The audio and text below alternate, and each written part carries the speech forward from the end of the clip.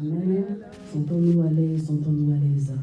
Alors aujourd'hui, je tiens encore à remercier l'homme de Dieu, le père de la maison, pour cette opportunité et surtout cette responsabilité de surcroît de pouvoir clore la fin de l'année. Amen.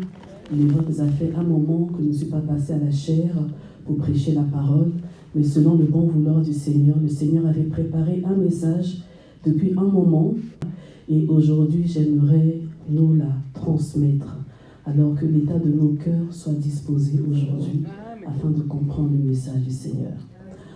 Alors, bien-aimés, à travers le monde entier aujourd'hui, les gens peuvent vous asseoir, soyez bénis. À travers le monde aujourd'hui, c'est des élans de reconnaissance, des élans de gratitude. Amen. Les temps sont festifs, n'est-ce pas? Tout le monde est dans la joie, certains vont dans des bars et certains aussi viennent à l'église pour célébrer le Seigneur. Amen. Mais bien aimés, j'aimerais vous faire comprendre une chose. Vous savez, il s'agit de famille. Amen. Il s'agit d'appartenance. Il s'agit aussi d'alliance. Même si alliance n'est pas là aujourd'hui, c'est pas grave. Nous qui faisons partie du royaume de Dieu, notre élan de reconnaissance, de gratitude est vraiment différent des gens du monde. Pourquoi? Parce que désormais, nous faisons partie d'une certaine famille. Alléluia. Dieu n'est pas un Dieu étranger, il est désormais notre Père. Alors, tel que nous sommes là, nous formons une famille. Parce que quand on parle de royaume, on parle au fait de famille. Alléluia. Alors, il y a une personne qui a eu la grâce de pouvoir percevoir l'élan de la famille, percevoir l'élan de l'alliance, l'élan de l'intimité et de la rencontre entre un homme et une femme. Et cet homme-là, il s'agit du roi Salomon. Amen.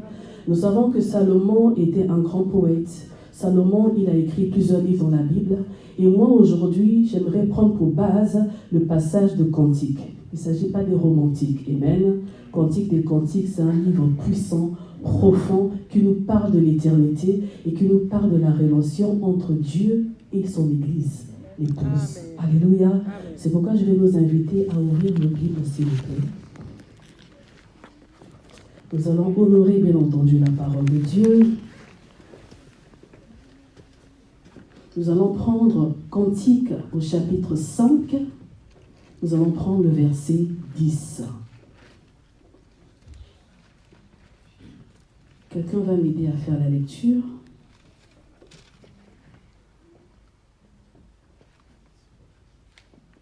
Cantique, alléluia. Donc Cantique, chapitre 5, à partir du verset 10. La Bible dit: « Mon bien-aimé est blanc et vermeil. Il se distingue entre 10 000. Sa tête est de... » Amen. Amen. Bien-aimé, on peut s'asseoir. C'est un passage qui est tellement court, amen, mais qui est profond et qui est puissant.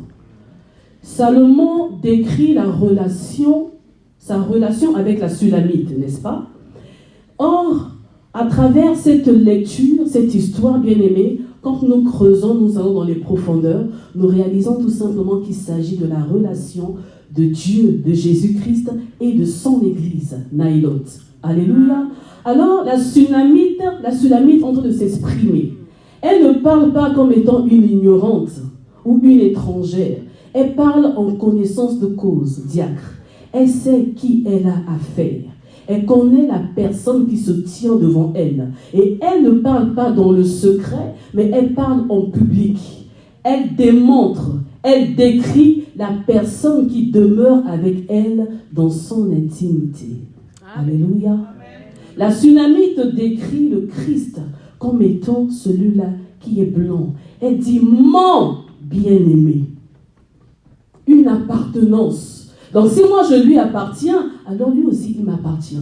Donc on est dans une relation, on est dans une intimité, on est dans une alliance, lui et moi. Amen. Je ne suis pas enfant d'eux, mais je suis bien-aimé d'eux. Bien-aimé, je ne sais pas ce que tu as vécu tout au long de cette année, mais sache que tu es aimé de Dieu. Amen. L'Église est la bien-aimée du Seigneur. Alléluia. Alors on doit le lui rendre. Elle dit: mon bien-aimé est blanc et il est vermeil. Il y a certaines personnes qui m'ont dit: maman Inès, mais que veut dire vermeil? On va aller pas à pas. Elle dit, mon bien-aimé est blanc. Elle est en train de vénérer. Elle est en train de louer. Elle est en train de célébrer aux yeux de tous la personne qui maintient, qui détient son cœur. Mon bien-aimé est blanc. Église, quand on voit l'image de la blancheur, ça nous représente quoi? Qu'est-ce que cela signifie? La vie chrétienne est basée en premier lieu sur 2 couleurs. Là, je rentre dans le prophétique, parce que les couleurs, les symboles ont une signification très importante. Alléluia. Elle dit, mon bien-aimé, il est blanc. Mais il est aussi vermeil. Mon bien-aimé est unique. Mon bien-aimé est l'amour parfait. Mon bien-aimé, il est saint. Il se distingue de tous. Donc cela veut dire que Dieu, Jésus-Christ, il a été homme, n'est-ce pas? Amen. Mais 100% homme, mais aussi 100% Dieu. Quand je vois la couleur blanche, maman Chimène, c'est l'image de la sainteté. C'est la couleur de Dieu lui-même. Amen. Nul n'est blanc, nul n'est pur comme Dieu. Il n'y a que Dieu lui-même qui est pur, qui est saint. Donc il se révèle comme étant le Dieu qui est saint, le Dieu qui est pur, le Dieu qui est éternel. Et la pureté marche avec le salut. Amen. Amen. L'agneau de Dieu qui s'est donné pour nous était pur, sans tache. Quand on dit la pureté sans tache, c'est l'image de la blancheur. La blancheur représente l'innocence. Amen. Représente la pureté, la sainteté. C'est la nature de Dieu. C'est la personne de Dieu lui-même. Donc elle est en train d'adorer. Amen. Bien-aimé, je suis désolé de te choquer. Tu t'attendais que nous puissions parler d'action de grâce, forcément. Que Dieu nous a bénis et il va encore nous bénir. Bien-aimé, j'ai un message plus important. Le Seigneur a vu comment nous avons passé notre année. L'épanouissement, n'est-ce pas? Mais il veut que tu puisses redresser encore tes pétales. Parce que tu t'es pas épanoui comme il se doit. Alors il montre une direction précise pour entrer réellement dans ton épanouissement. Amen. Alléluia. Bien-aimé, le temps est passé où les églises aujourd'hui, on doit dire Dieu va faire, Dieu va nous bénir, bien-aimé. Il s'agit de la personne, de la ressemblance, de la fibre. On nous a parlé de la nature. Amen. Lorsqu'on a la même nature, bien-aimé, on n'a pas à s'égosiller. En son temps, on va s'épanouir. Parce que c'est la même nature, c'est la même fibre, c'est le même sang, c'est le même ADN. C'est la même identité. Amen. Alléluia. Donc elle le décrit dans sa dimension de pureté, dans sa dimension de divinité. Mon bien-aimé, il est Dieu, mais mon bien-aimé, il est aussi le Fils de l'homme. Elle dit qu'il est vermeil. Vermeil, c'est la couleur rouge vive. Amen. Un peu incarnée avec de l'écarlate, comme du rouge un peu bordeaux. Dans le rouge qui a pris le temps de sécher. Vous savez, la couleur en rouge, lorsqu'elle sort d'un cadavre, c'est plus du tout rouge vif. Oui. Amen. Merci. Ça Amen. Change un peu de nuance. Amen. Donc elle nous fait comprendre. Regardons un peu la profondeur de cette adoratrice, la Sunamite, qui est l'église. Elle dit, mon bien-aimé est rouge vermeil. Donc mon bien-aimé est le ressuscité. Mon bien-aimé porte en lui la vie et la mort, porte en lui la résurrection, porte en lui la pureté, porte en lui la sainteté, porte en lui le sacrifice, parce qu'il est le sacrifice parfait. J'aimerais vous dire, il y a une différence entre sacrificateur et souverain sacrificateur. Yeshua est le souverain sacrificateur. Maman Ninive, le souverain sacrificateur, il s'offre lui-même. Il se donne lui-même pour le peuple, pour l'Église. C'est pourquoi Christ, il a ouvert ce nouveau chemin-là. Il s'est offert et il nous a inauguré une nouvelle voie. Afin que nous, à celui qui nous a aimés, il a fait de nous, quoi? Un royaume. De quoi? Le sacrificateur pour Dieu le Père. Alléluia. Mais qu'est-ce qu'il a aussi fait? Il nous a aimés, n'est-ce pas? Et il nous a lavés par son sang. Bien-aimé, l'amour, c'est l'image de la blancheur. Mais l'amour, c'est aussi l'image de la passion. Le rouge. Amen. Alors, elle nous entraîne dans cette dimension de contemplation, d'adoration, bien-aimé de Dieu, où l'Église doit arriver à s'identifier à la nature de son maître. Parce que la Sunamite, elle est l'épouse. Alors, Église, nous devons révéler deux couleurs en premier. On doit révéler la couleur de la blancheur. C'est très important. Amen. C'est pourquoi on doit rechercher la sanctification. On doit rechercher la consécration pour maintenir nos vêtements blancs. Amen. Alléluia. Bien-aimés, le temps est en train de passer. Là est arrivé le temps de la révélation. Mais on va se révéler comment? Avec le noir? Avec le bleu? Mais qu'est-ce qui se passe aujourd'hui? Tout le monde veut se révéler avec le bleu. Le bleu, c'est la couleur de la royauté. C'est la couleur du ciel. Mais comment pourrons-nous bâtir une tour de Babel et atteindre le ciel si nos vêtements ne sont pas blancs? C'est pourquoi la tour de Babel n'a pas été construite. Parce qu'il n'avait pas du tout la blancheur, ni la base de l'alliance, la consécration avec Dieu. Il faut passer par Christ. Il faut porter les marques du sang de l'agneau bien-aimé de Dieu, afin de pouvoir s'élever dans les hauteurs. L'homme de Dieu a su le dire, ne nous embrouillons pas. Aujourd'hui, le bruit est tellement partout. Les gens révèlent la couleur du violet. Vous savez ce que c'est, cette couleur? Ce que ça symbolise la spiritualité suprême. Donc moi, si je brandis la couleur violette, tu vas m'imiter. C'est bien. Mais est-ce qu'en dessous, là, il y a la sainteté? Est-ce que les bases, les béquilles, la base, il y a la sainteté, le blanc? Et est-ce qu'il y a le sacrifice, le rouge? Est-ce qu'on est passé par le sang de l'agneau? Le rouge symbolise le sacrifice. Et le Seigneur fait de nous aujourd'hui des sacrificateurs. Le sacrificateur, c'est celui-là qui se tient debout permanemment dans la présence de Dieu, devant l'autel de Dieu, qui reçoit le feu de Dieu. Et ce feu-là l'embrase, le transforme et change sa nature. Amen. Et nous changeons d'identité.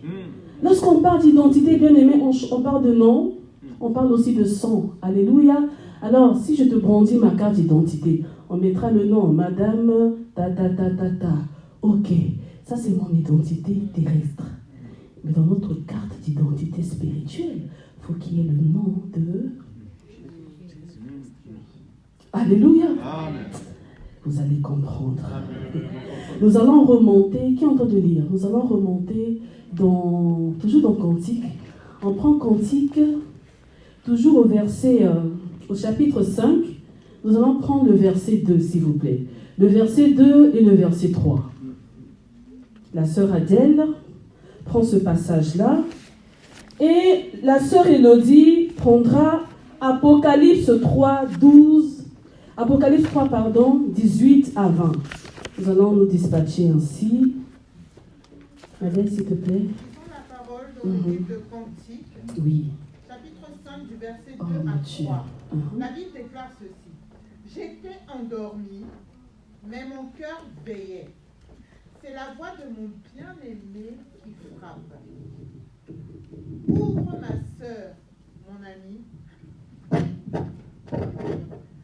Ouvre ma sœur, mon ami, ma colombe, ma parfaite, car ma tête est couverte de rosée. Mes boucles sont pleines de gouttes de la nuit. Verset 3. J'ai ôté ma tunique, comment la remettrai-je? J'ai lavé mes pieds, comment les salirai-je? Parole du Seigneur. Amen. À la maison, vous lirez plus que ça, Amen. Alors, tu vas lire ton passage. Apocalypse 3, à partir du verset 18. La Bible dit « Je te conseille d'acheter de moi de l'or éprouvé par le feu, afin que tu deviennes riche, et des vêtements blancs, afin que tu sois vêtu et que la honte de ta nudité ne paraisse pas, et un collier pour oindre tes yeux, afin que tu vois. Moi, je reprends et je châtie tout ce que j'aime. Aie donc du zèle et repens-toi. Voici, je me tiens à la porte et je frappe. Voici, je me tiens à la porte et je frappe. Si quelqu'un entend ma voix et ouvre la porte, j'entrerai chez lui et souperai avec lui et lui avec moi. Amen, amen, amen. Que Dieu soit loué. Bien-aimé, c'est tellement profond, mais on va y arriver, on va comprendre. Bien-aimé, la Sunamite décrit son bien-aimé de par sa carnation. Toi et moi, quand nous voyons Papa Noël, ce n'est pas la carnation qui frappe l'œil en premier. C'est la stature, n'est-ce pas? Amen. On va dire Papa Noël, il est robuste, il est costaud. Papa Noël, il a un certain âge, un homme d'un certain âge. Amen. Amen. Mais elle le décrit de par sa carnation, de par sa couleur. Maman Chimène. Alléluia. Amen. Et elle dit qu'il est blanc et qu'il est vermeil. Bien-aimé de Dieu, les empreintes digitales, c'est sur la peau, avec les doigts. Amen. Amen. Les pores, c'est au niveau de la peau. Elle est en train de parler de la peau du Christ, de l'épiderme du Christ. J'aimerais dire à quelqu'un, Yeshua n'est pas seulement prêché, dévoilé dans le Nouveau Testament, mais Yeshua est partout. Amen. Dans la Bible, même dans au début de la création, on parle de Yeshua. Bien aimé, elle est en train de nous parler de la couverture. Elle nous parle de la peau du Christ. Elle révèle Dieu comme étant son Seigneur et son Sauveur. L'Église adore Dieu dans la dimension de la famille en tant que Seigneur, mais aussi en tant que Sauveur dans la dimension de la sacrificature. Donc, il y a deux éléments qui priment. Amen. Elle parle de peau. Lorsque Adam et Ève ont péché, Philon, ma Bible déclare que Dieu a pris. Mais il a pris où? Il a pris dans l'éternité. Il n'a pas pris dans le jardin, diaconesse. Il a pris l'animal dans l'éternité. Pas sur la terre, parce que la terre était déjà souillée après le péché. L'agneau sans tache a été crucifié, sacrifié avant même la fondation du monde. Donc il a pris et il a pris sa peau, il a recouvert. L'homme. Est-ce que nous comprenons? La peau. Dont l'adorateur adore Dieu et révèle son appartenance. Je ne marche pas seul, je ne suis pas exposé à la pluie, mais je suis sous couverte. C'est pourquoi 1000 tombent à notre gauche, 10 000 à notre droite, nous ne sommes pas atteints. Pourquoi? Parce que nous sommes. Amen. Est-ce que nous comprenons? Donc nous voyons qu'il y a des degrés, des dimensions de sacrificature. Cette femme, elle est en train d'adorer. Cette femme, c'est l'Église. Ça peut être moi, ça peut être toi. Mais bien aimé, il y a un piège quelque part. Parce que nous sommes tous là, parce que nous savons qu'un jour, nous devrons hériter l'éternité. Alors le Seigneur nous révèle jour après jour les pièges, les choses qui sont mentionnées dans la Bible. C'est pour nous servir d'exemple, d'éclairage, pour ne pas recommettre les mêmes erreurs. Cette même Sunamite qui décrit devant tout le monde, je suis là devant vous, hein, devant tout le monde, mon bien-aimé est le plus beau, il est le saint, il est l'agréable, il est le glorieux, il est tout en même temps. Mais cette même Sunamite, lorsqu'elle rentre dans sa chambre, elle monte sur sa couche. Vous pouvez lire, elle monte sur sa couche, son bien-aimé vient.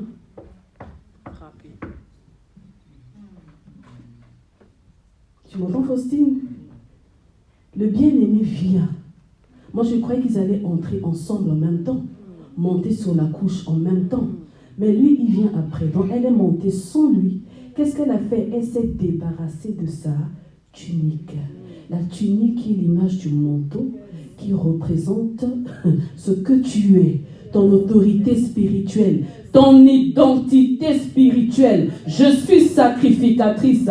Esther ne s'était pas du tout débarrassée de son manteau. Chose que Vati avait eu à faire. Alléluia.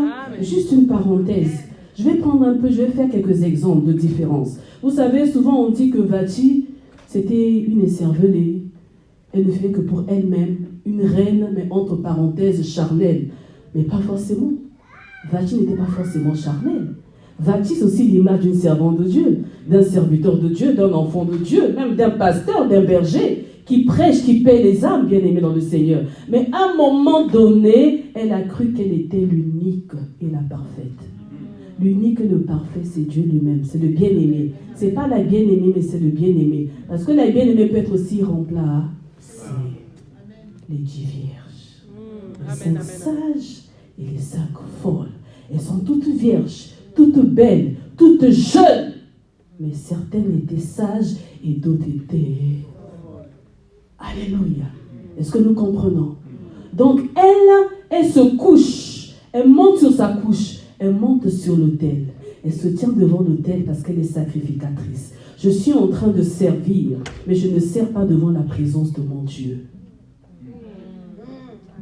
Église, où es-tu?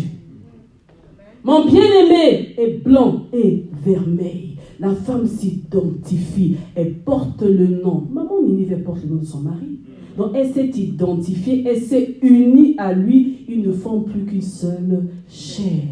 Alors la Sunamite, elle se retrouve sur la couche et le bien-aimé est à l'extérieur. Et il toque, il dit, je frappe. Ça vous rappelle quel passage? Ce que tu as lu, Apocalypse. Il est en train de frapper. Mais le comble, c'est quoi? Il frappe. Il dit, ma bien-aimée, ouvre. Je suis trempé par la pluie. Mes boucles sont humides. Il a été exposé à l'extérieur. La place de Dieu, ce n'est pas à l'extérieur. La place de Dieu, c'est à l'intérieur, c'est dans ton cœur. Nous sommes nombreux aujourd'hui, on a laissé Christ dehors, sous la pluie, sous le froid, alors qu'il a besoin de la chaleur de notre cœur.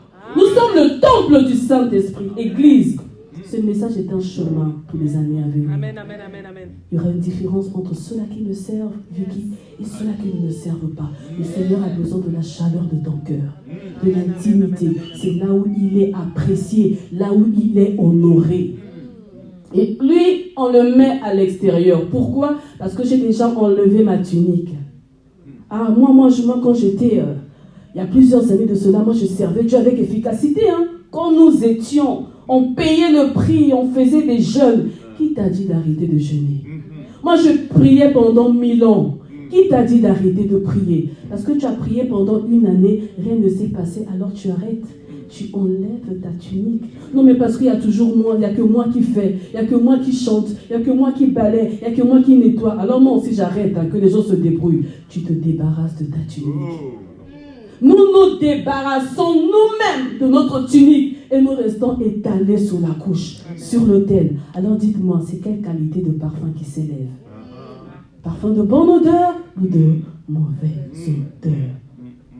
Alléluia. Ruben était monté sur la couche de son père. La couche appartient à Dieu lui-même. Quand il t'y autorise, là tu peux maintenant monter parce qu'il y a la validation, il y a l'agrément. Mais s'il n'y a pas la validation ni l'agrément, le parfum ne montera pas. Tu seras appelé escroc, ce n'est pas ta place. Alléluia.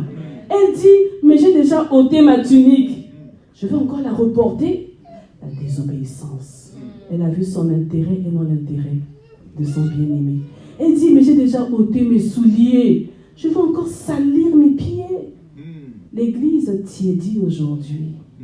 L'église de Laodicée tiédit aujourd'hui. Pourquoi? Parce qu'elle s'est déjà débarrassée de ses souliers. Les souliers représentent quoi, Maman Love? Le zèle de l'évangile. En 2025, tu as gagné combien d'âmes? Je ne dis pas d'appeler une personne, viens dans mon église, ça c'est l'exode spirituel, mais de gagner. Parce que nous sommes des témoins de Christ. Est-ce que nous prenons encore le temps d'exhorter, de parler de Jésus, de parler de notre bien-aimé, comme cette femme a fait? La Sunamite parlait de son bien-aimé. Au marché, tu parles de ton bien-aimé. Au travail, partout tu passes, il faut toujours parler de son bien-aimé. Alléluia.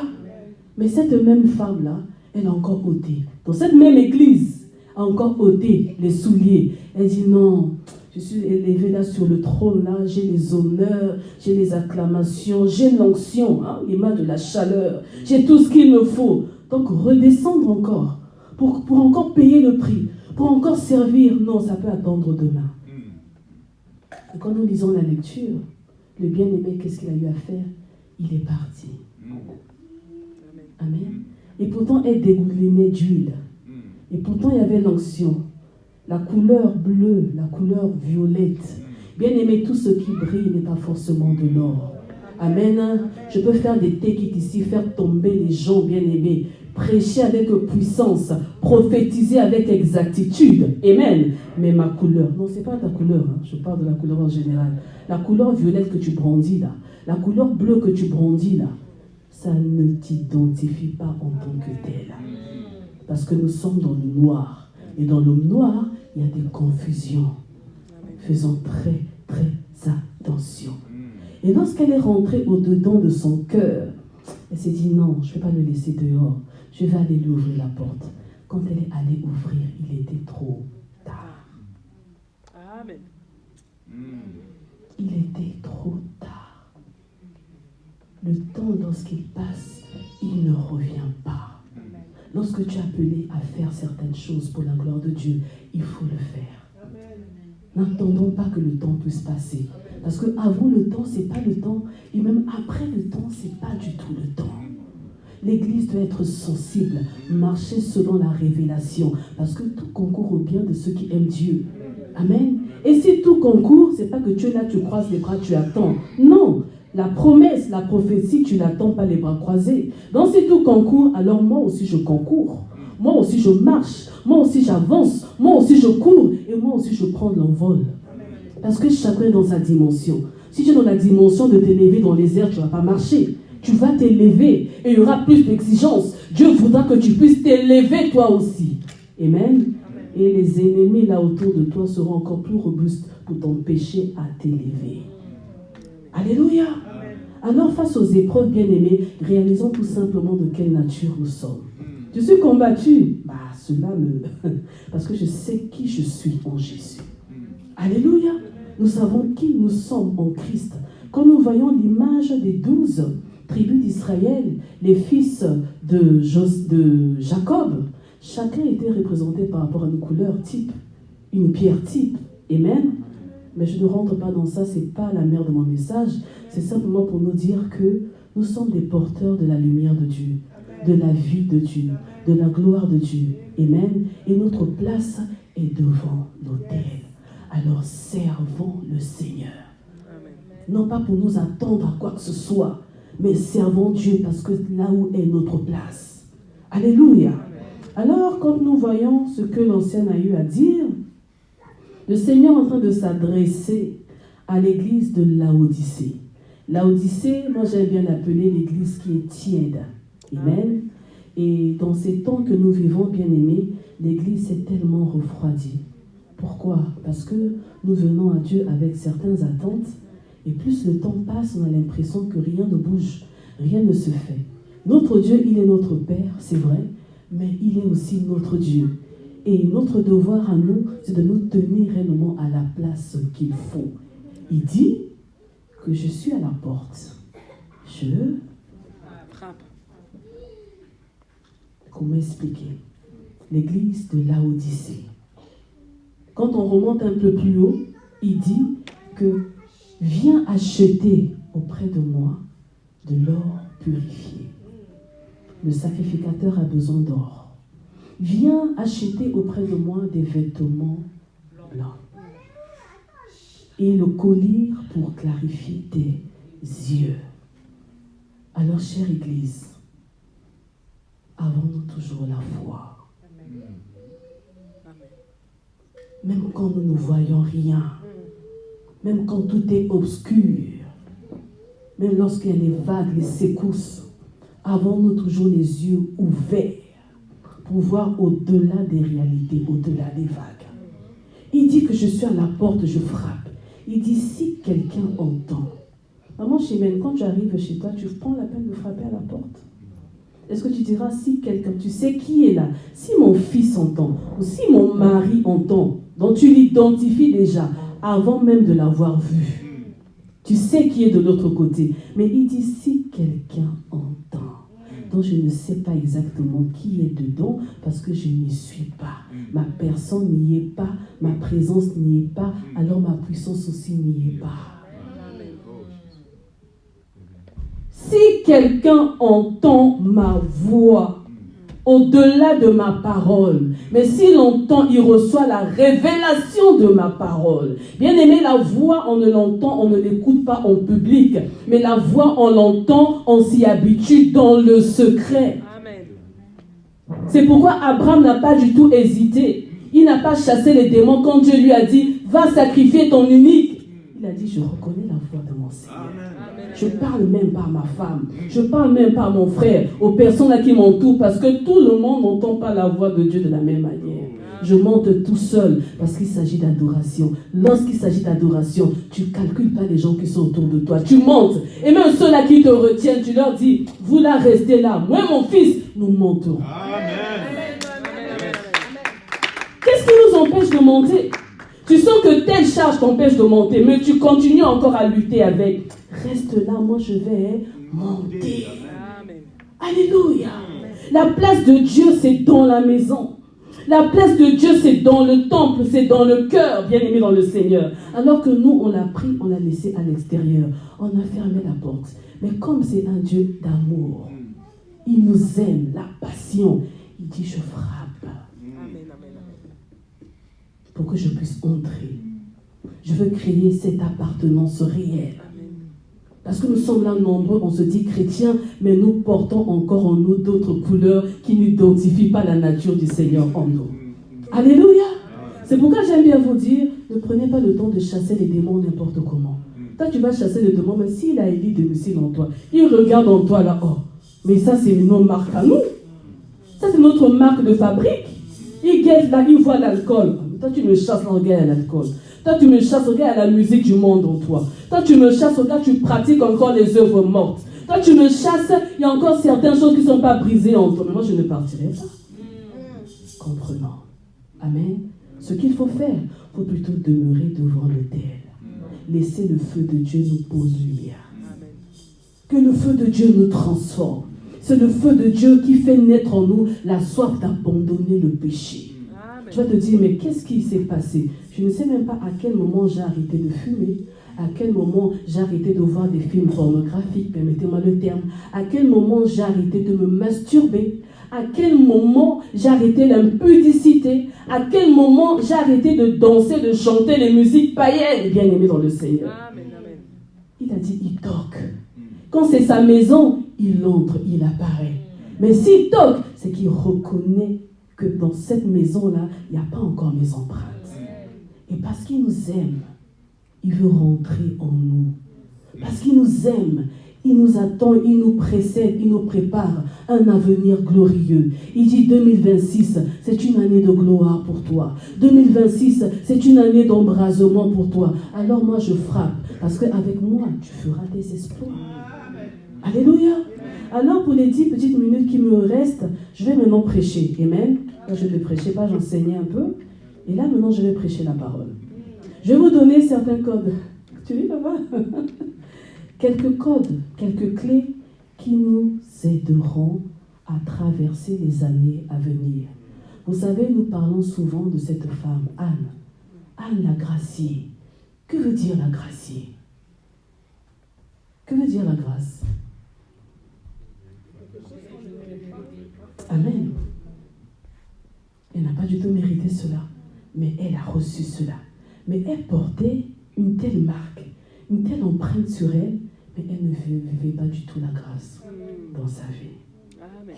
Comment expliquer ça, Papa Joël? Anne l'a graciée, mais Dieu l'a rendue stérile. Anne l'a aimée, elle était aimée de son mari. Son mari avait 2 femmes. L'autre, c'était une pondeuse, comme on le dit chez nous. Toi, tu es seulement là pour pomper, hein? Mais elle, c'est mon cœur, c'est autre chose. Mais malgré cette opposition-là, Dieu dit, toi là, tu restes stérile. Lorsque tu portes la gloire de Dieu, lorsque tu es appelé à offrir des offrandes, des sacrifices à Dieu, Dieu attend d'abord que toi-même tu deviennes l'offrande, le sacrifice. Amen. On a parlé de culte d'action de grâce. Toi-même deviens d'abord une action de grâce. Lorsque Dieu te regarde, oh, tu es une action de grâce. Lorsque Dieu te regarde, tu es un sacrifice vivant, pur et agréable. Amen. Lorsque Dieu te voit, bien-aimé, tu es une offrande de cœur. Amen. Parce que Dieu ne valide que ce qui lui revient, ce qui lui appartient. Dieu ne reconnaît que les fruits qui proviennent de lui, parce que lui-même en est la racine. Amen. On parle de différence, prenons encore une autre différence. Regardez, Caïn et Abel. Nous sommes dans Genèse 4, n'est-ce pas? Caïn, il offre. C'est un cul d'offrande, n'est-ce pas? Il offre à Dieu. Il a pris les fruits de la terre. Les fruits de la terre, c'est pas mauvais.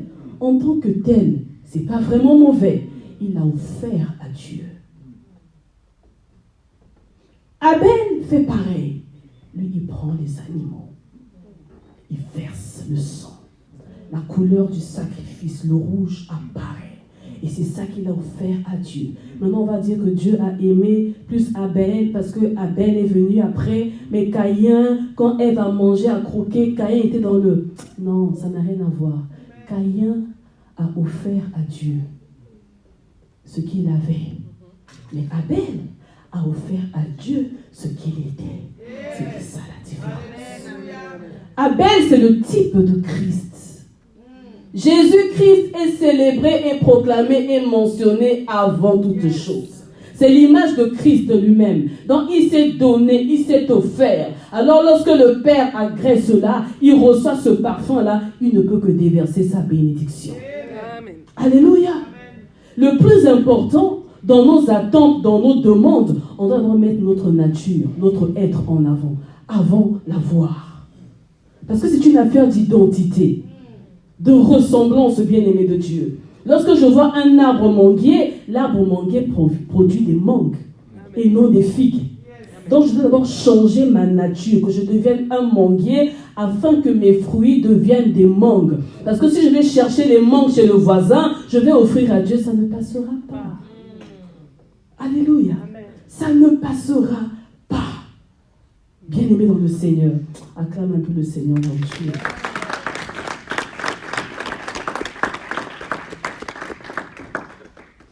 Anne, pendant plusieurs temps, elle allait chaque année à Silo. Elle montait au temple avec son mari. Son mari lui donnait même la double portion pour aller offrir à Dieu. Tout à l'heure, tu as réservé ton offrande d'action de grâce. Tu vas venir donner, bien-aimé. Mais j'aimerais t'encourager, t'exhorter à prendre le temps de prier pour cette action de grâce. Parce que l'action de grâce s'identifie à ta nature. Ce que tu donnes, ça porte ton sang, t'apporte ta sueur. Amen. Et cela te ressemble. Donc si tu es pur, ton action de grâce est pure. Amen. Est-ce que nous comprenons? Excusez-moi si je suis un peu dur. La parole de Dieu fait du bien, mais elle nous redresse aussi. Amen. Alléluia. Pendant longtemps, elle demandait à Dieu un enfant. Seigneur, bénis-moi.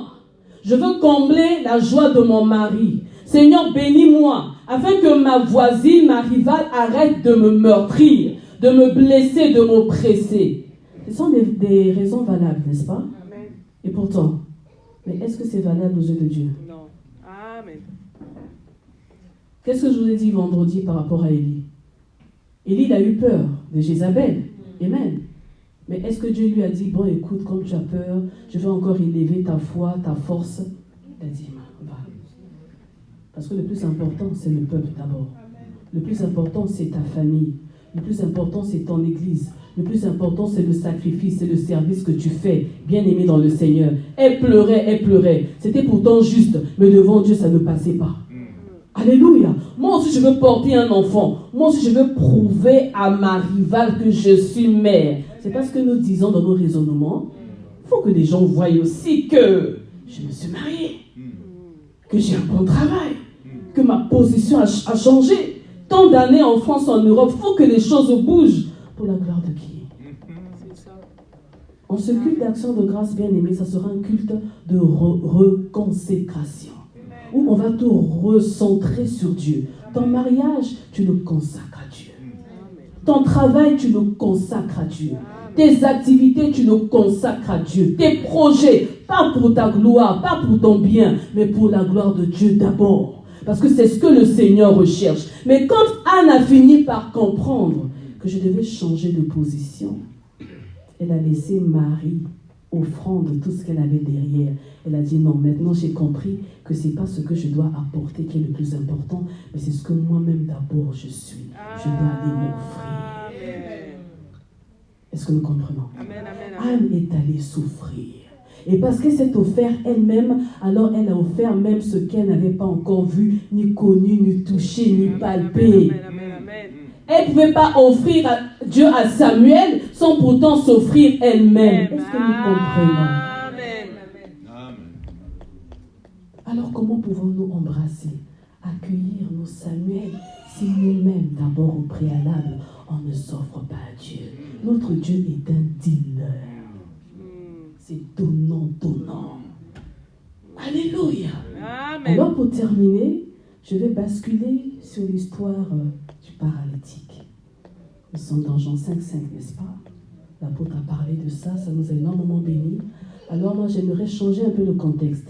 C'est pas que je viens contredire, qu'on se le dise, ce qu'il a eu à dire, mais lorsque nous méditons, lorsque nous lisons la parole, il s'agit de contexte, n'est-ce pas? Par rapport à certains faits. Alors cet homme, comment expliquer que il a patienté? Comme les enfants disent si bien ici, il a poireauté pendant 38 ans. Pendant 38 ans.